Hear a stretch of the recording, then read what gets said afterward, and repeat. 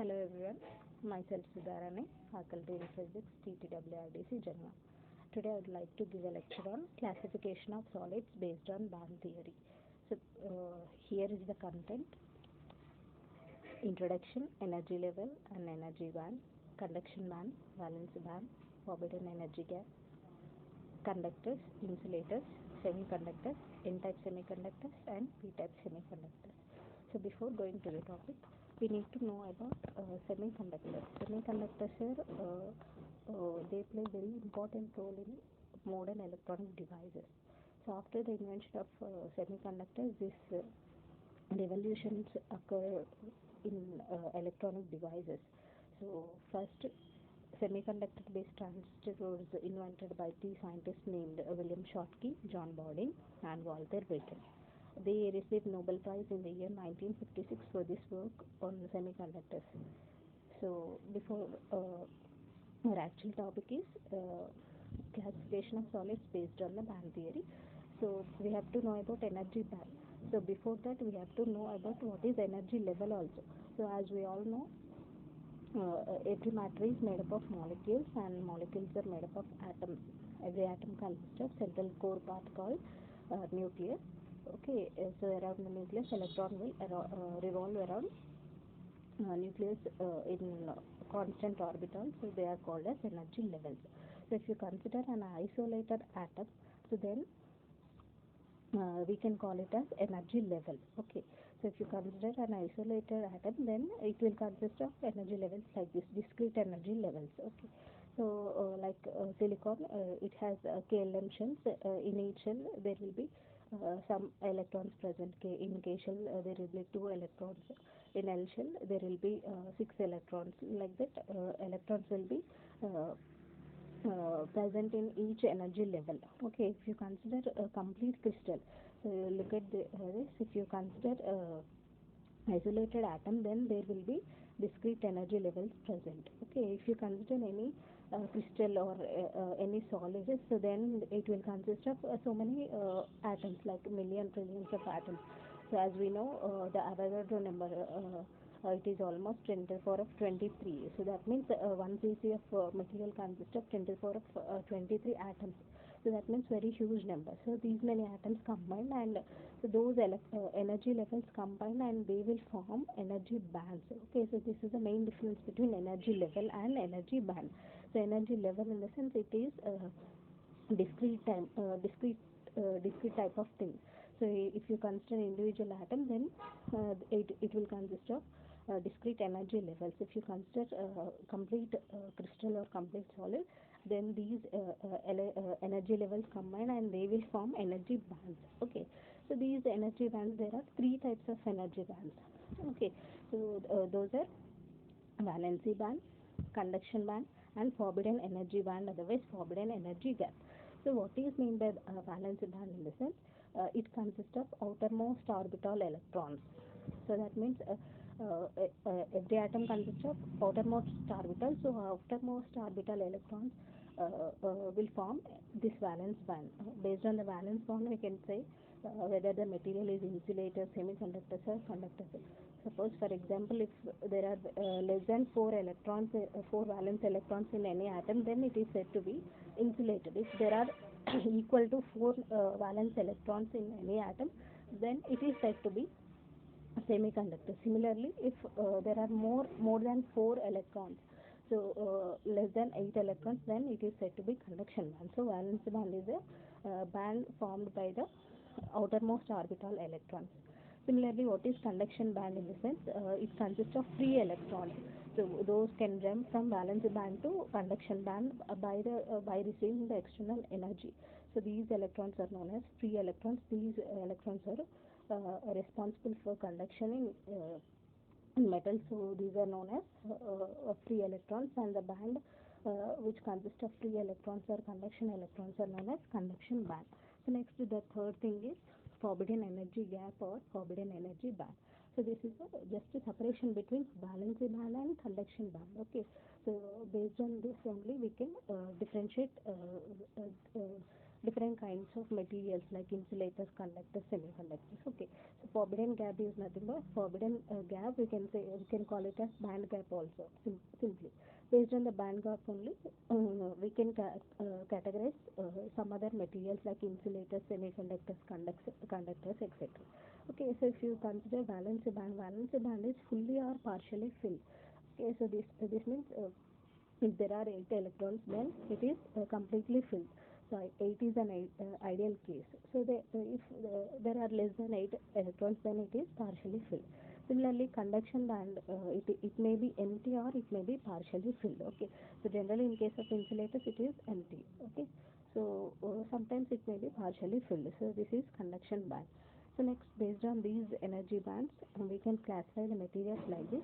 So if the band gap is very large, that is forbidden energy gap is very large, then those kind of materials are known as insulators.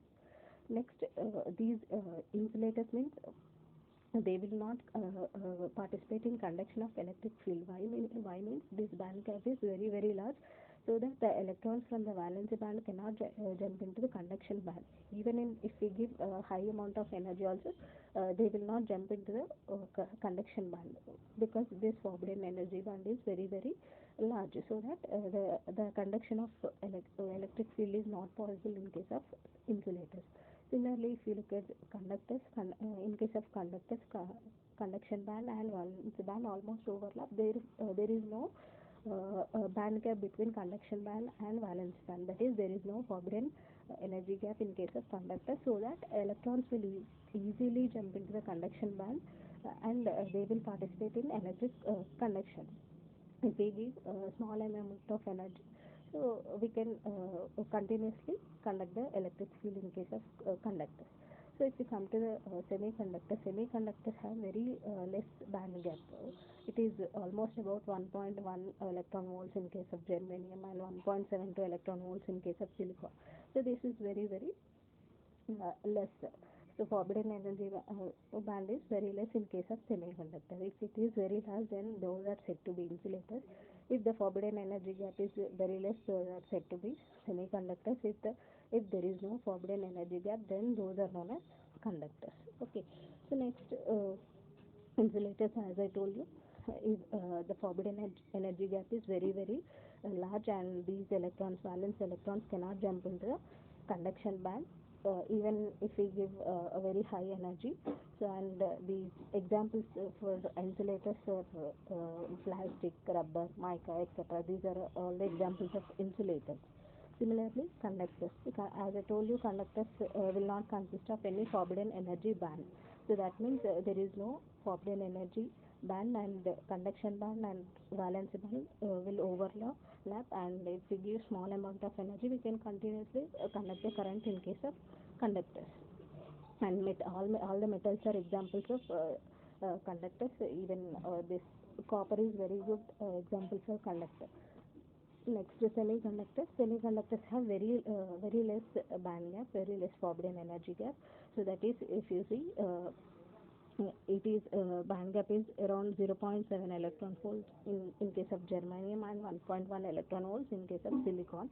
So if we give this much of energy, valence electrons can easily jump into the conduction band, and they will responsible for the conduction. So, but there are only uh, uh, two elements known as germanium and silicon are examples of semiconductors, and they are again categorized into two categories. So here, if you look at semiconductors are classified into two categories: intrinsic semiconductors and extrinsic semiconductors. Intrinsic semiconductors are also known as pure semiconductors. Extrinsic semiconductors are also known as impure semiconductors. So, as I told you, semiconductors means they consist of only 4 valence electrons. That means if you look at the periodic table, fourth A group elements, these fourth A group, that two metalloids in fourth A group elements are known as semiconductors. These silicon and germanium, these two are known as metalloids. They present in fourth A group. So that means they have 4 valence electrons. So these two are known as semiconductors, and these are the examples for pure semiconductor. Pure semiconductor or intrinsic semiconductor, name itself is there. So they are in extremely pure form. That means a pure silicon or pure germanium is known as the pure semiconductor or intrinsic semiconductor. That means they don't have any other elements. Okay, so these are known as intrinsic or pure semiconductors. In case of intrinsic or pure semiconductors, there are equal number of holes and equal number of electrons. So here, what is meant by hole in the sense, if the valence electron jump into the conduction band, so then there will be vacancy created in valence band. So that vacancy is known as hole. So if the valence electron jump into the conduction band, hole is generated. In case of intrinsic semiconductor, the number of electrons is equal to the number of holes. So again, the other category is electronic extrinsic or impure semiconductor. Impure semiconductor in the sense, to improve the electric properties of semiconductors, we will add some impurities. So by the process known as doping, then those kind of materials are known as extrinsic semiconductors. These extrinsic semiconductors are classified into two categories based on the dopants. So by which material we are doping. So those are based on that we will categorize them into p-type and n-type. So what is meant by doping? Let us see. So here doping is the process of adding impurities to the pure germanium or silicon, pure semiconductors, adding impurities to them to improve the electric properties of the semiconductor. So there are basically two types of impurities, trivalent and pentavalent. Trivalent means they have three valence electrons. Similarly, pentavalent in the sense they have five valent electrons. So the examples of trivalent elements are aluminum, gallium, boron, indium. So these are all the examples of trivalent elements. Similarly, pentavalent in the sense phosphorus, arsenic, antimony, bismuth. These are all the examples of pentavalent element. If you look at the periodic table, then these 3A group elements are trivalent elements. Boron, aluminum, gallium, indium, these are the titanium, these are the examples of trivalent elements. Similarly, pentavalent. So pentavalent in the sense 5 valence electrons. These 5A group elements are the pentavalent elements. So sodium, phosphorus, arsenic, antimony, bismuth. These are all the examples of pentavalent element. Okay, trivalent element in the sense they consist of 3 valence electrons. And in periodic table, 3A group elements are the examples of trivalent elements. Similarly, pentavalent elements in the sense they consist of 5 valence electrons. Fifth A group elements are known as these pentavalent elements. Okay, based on this, we can say whether the material formed is p-type or n-type. If the pure semiconductor like germanium or silicon is doped with trivalent impurity or trivalent element, then the material is said to be p-type material. Here semiconductor that has added trivalent impurities, then it is said to be p-type material. Similarly, when pentavalent element is added, then the resultant material is n-type material. Okay, so this is very, very important. If we add trivalent element to semiconductor, then pure semiconductor, then it becomes p-type material. If you add pentavalent element to pure semiconductor, then it will become n-type material. Okay, so next we'll see what is how the formation of p-type material and n-type material will take place. So look at this. As I told you, silicon is the example for semiconductor. So silicon consists of 4 valence electrons. So here we are adding trivalent element. Trivalent element in the sense these elements consist of 3 valence electrons. So 3 valence electrons, for example, I am doping aluminum with silicon. So that means here I am considering only one aluminum atom. So one aluminum atom contributes 3 electrons, and silicon atoms consist of each consists of 4 atoms. So here among these 4, aluminum form 3 covalent bonds. Here one covalent bond with silicon. Here also one covalent bond with silicon. Here also one covalent bond with silicon. Here there is no covalent bond formed. That is incomplete covalent band is formed here between this silicon and aluminum, so that there is some vacancy is created. So this vacancy is known as hole. Okay, so like that holes will be generated. So if you consider one aluminum atom, then one hole will be generated. You consider 1 cc of crystal. So if you consider 1 cc of crystal or 1 cc of solid, then it consists of almost 10 to the power of 23 atoms. So that means almost 10 to the power of 23 holes will be generated only per 1 cc. So like that, if you consider some complete material, then the billion trillions of holes will be generated, and those are the responsible for electric conduction in case of these materials, so that these are known as p-type material. P in the sense positive. Here we consider hole has positive, hole is a positive thing. Okay, so here like that, the formation of a hole will be takes place like this. 3 electrons will form covalent bond with silicon atom, and 1 covalent bond will be incomplete, and vacancy created by this is known as hole. And if you consider complete crystal, then million trillions of holes will be created, so that the conduction will be done by the holes only, so that this type of material is known as p-type extrinsic material. Similarly, if you look at n-type extrinsic material, if the phosphorus is doped with silicon, the phosphorus consists of 5 valence electron, as it's shown, 5 valence electron, and silicon consists of only 4 valence electrons. Okay, so among these 5 valence electrons, 4 valence electrons will form covalent bond with the silicon atom, and 1 electron will be left over, so this electron is known as free electron. Okay, so like this, if it is in case of only 1 atom, if you consider 1 cc of material, then there will be 10 to the power of 23 free electrons will be generated. So like that, if you consider a complete material, then there will be some million trillions of free electrons will be generated, and these electrons are the responsible for conduction, so that this type of material is known as n-type material. So this is about a classification of solids based on the band theory.